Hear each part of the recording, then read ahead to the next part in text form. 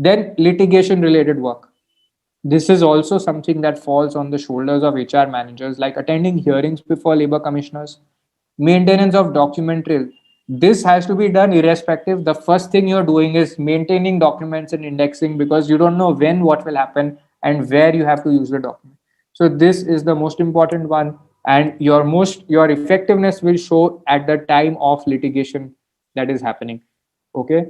Then provision of data and evidence to lawyers. If the matter becomes serious and a lawyer is getting involved for the company, or your in-house team or your senior management asks for data, then you have to give evidence from this document trail. You have to give the document trail and give the explanation and give it to them. Then lawyers doc draft, you will need to review. Why? Because you've given the data, so you want to see that the narrative is coming out properly. Okay, the lawyer may miss out on arguments, may not attach the right data, may not cite the right sections. So you have to see that the flow is proper. Okay, if you don't know it, what will you say? You will say, I'll leave it to the lawyer, and you will not be able to monitor the outcome. Okay, so at the end, if the lawyer does a bad job, your organization loses and it comes on you. So you want to ensure that that doesn't happen. Briefing lawyers, next level is, one is regular labor commissioner, then you have to go to appeal before a higher court. Sometimes you have to go to the high court of the state. Okay, your role will be there in important matters. In some matters, management will say, but chota mota matter hai, chhod do. In some matters, management will say, we have to fight till the end. There your role will become very important, so you have to go and lead it. Knowledge of litigation hierarchy for this is very important. Okay, what do you need to know? Suppose it's in PF. Okay, in PF it goes from EPF to, from the PF commissioner to EPF appellate tribunal. What is that? Central government industrial tribunal. From there it will go in writ. Okay, if it's in gratuity law, it will go from assistant labor commissioner to deputy labor commissioner to writ before high court. In some states it will start with joint labor commissioner. Okay, industrial tribunal, if the matter goes to, then it will go to the writ before high court. Response to summons and presence before court in family related disputes. Lot of times the employee's family members, there may be a domestic matrimonial issue, okay, between an employee and the spouse. One of the people may not be working with you, okay, but asks you for details, or goes to court and the court summons you. Sometimes a third party files a case against the employee, and employee loses, and the court is giving you order that attach the salary, you pay the salary to the court. Okay, because this person has to pay this money. But before this order, you have to go before court. So knowing that what response to take, how to conduct yourself in court proceedings becomes very important for even relatively junior level HR manager. Contractor not making compliance on time, you may not have onboarded the employee properly. So at the time of onboarding, what is very important, you want to know that the contractor has the necessary registrations and make statutory filings. For this, a vendor onboarding checklist is done. So two things are done. One is vendor onboarding. Second is vendor audit. Audit starts after the vendor is working with you. Okay, and you do this with contractors.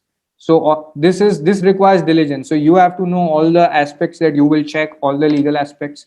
Okay, and then you will do this diligence. If non-cooperation during audits is a big problem, you will have to then take action and terminate the contract arrangement. Termination related issues can be there. You terminate the arrangement and the employer runs the contractor runs away, doesn't give you details. Last month ka compliance ka details are not there. Then you realize that that's what is causing the problem 1 year down the line. Employees are coming back and saying that I was employed with you. They weren't. They were employed with the contractor, but they're saying that my these dues are not available. Union related work, and so there are 13 issues. I'll just go to those. Okay, union related work. What is that? In the manufacturing industry, there's issues around recognition of Indian unions, formulation of strategy with the minority unions. Do you talk to minority unions? Do you not? You don't have to, but you may if you want. So how do you do your collective bargaining? Organization has to take a stance. You have to lead it. Leading the collective bargaining initiative with union leaders. Whenever there's a strike or there's a worker agitation, you have to figure out, do we enter into a settlement agreement? If you enter into a settlement agreement, after that, when the settlement agreement expires, you will have to renew it. When you renew it, do you give the same terms, better terms, or worse terms? It is a whole thing is of partnership between you union leaders and top management, because the P&L statement, profit and loss statement, may not allow you enough scope to increase payments. How do you persuade the union leaders that you don't have that bandwidth? That is a very important thing. Conciliation and negotiation of bipartite settlement. So when there is this collective bargaining negotiation process, there can be a conciliation before the labor commissioner, that's called tripartite. There could be a bipartite conciliation. Now, which one is an advantage for the organization? Bipartite is always better, but how do you actually navigate your way to move to a bipartite situation? That is the challenge. Okay, briefing lawyers for hearings before industrial tribunals. So if there's a dismissal, employee is going to go to industrial tribunal in manufacturing, especially, okay, or wherever Industrial Disputes Act is applicable. They'll straight away workman, which has to be called a workman. Okay, so they'll go to tribunal, or there may be a industrial dispute separate from the specific dismissal. A lot of times, workmen will raise individual personal dispute into into industrial dispute. You have to say that how to negotiate that and say ये तो आपका personal है. Putting union leader in the front doesn't make this a union dispute. You can't go to court. We can't even go to conciliate. We have to discuss this. You have to discuss this with us within the contract. How do you do that? Now that is what an effective HR manager will do. Sexual harassment has a lot of work. Framing of a policy and customization. So a lot of people want to copy paste policies, but it really doesn't work, because in a restaurant it'll be different, in a mall it'll be different, in a bank it'll be different. If you have a factory and a shop and an office, it'll be different. Everywhere in India it'll be different, and there will be customization. So it's very easy to say, you need to be smart to identify, acha, here the law is not clear, the Posh Act has gray line. Now can I customize it for my employees? Can I say, okay, Posh is gray here, let me give black and white answers in my policy? Every time there's a problem, issue a clarification, put it on record, update the policy. Put a gender neutral policy if you want. Now, these are calls that the HR manager has to take. It increases employee buy in. What is buy in? Their acceptance, their compliance, their respect for it, the full thing. They will comply with it after that, and you will be getting business related outcomes. Okay, you will not have discrimination happening. Creation of ICC, okay, creation of the internal complaints committee for multiple workplaces becomes very challenging. Okay, it's not just one workplace for the one ICC for the organization. How do you make it workplace wise? Amendment of your standing orders in manufacturing sector for to include sexual harassment as a misconduct, or referring from your code of conduct to the Posh policy becomes important.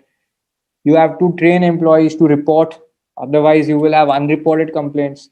Taking action against senior management becomes very challenging, so that has to be done.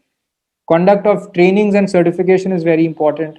Annual compliance reports for each office going to the head office, and two types of reports are needed. One is aggregated report, which will be written by the which will be put by the directors in the director statement, okay, under Companies Act.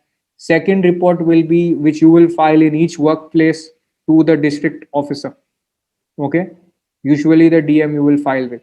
So that will be separate, and all these get aggregated for the central management. So this is what I am saying, compilation at central level. Then inquiry proceedings, conduct of a fair hearing, drafting related work is for orders, daily orders, final order, report and recommendations. There are powers the ICC has. Okay, so what is it going to impose? What punishment based on the hearing? That is important.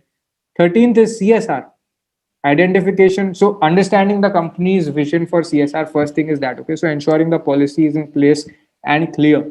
Then identification of appropriate projects for contribution, getting the right kind of tax exemption certificates from when you contribute there, expenditure on the CSR budget, monitoring the usage of funds and audit, leading the reporting to the legal and CS team.